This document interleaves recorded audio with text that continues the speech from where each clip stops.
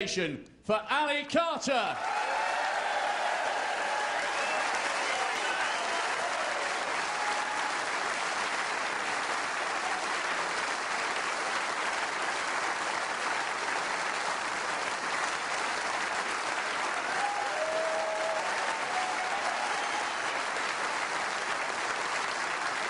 And the winner, receiving the trophy, the cheque for £250,000 and the title 2012 Betfred.com World Snooker Champion, the Rocket, Ronnie O'Sullivan.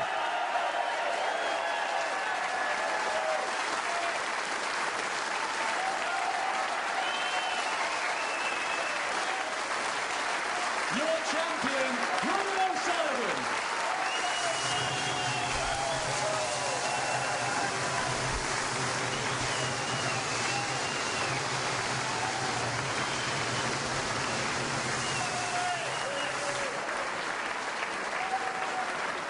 So Ronnie joins the likes of John Higgins and Ray Reardon, Steve Davis and Stephen Hendry as a four-time world champion in the modern era.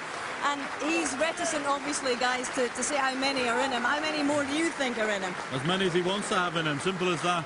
He's got more talent than any human being has a divine right to have. He's been sprinkled with stardust, that boy, he really has. And when he puts it all in, he's unplayable at times. That's how good he is. Sum up his Crucible campaign this time, compared with the other three. I think very controlled amongst the genius that he produced on the table, and at times unplayable. At his worst moments in the event, he was controlled, his safety was good, everything was really in place, and obviously he's praised Steve, he's a sports psychologist, and from my perspective, that's the best ever Ronnie O'Sullivan we've seen at the World Championship.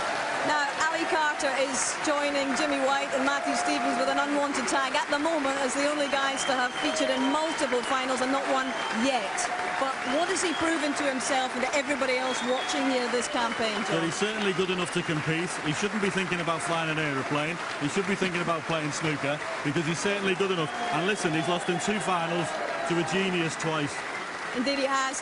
How will you reflect upon this year's championship, Steve? I think it had everything. I think it was a great balance to it.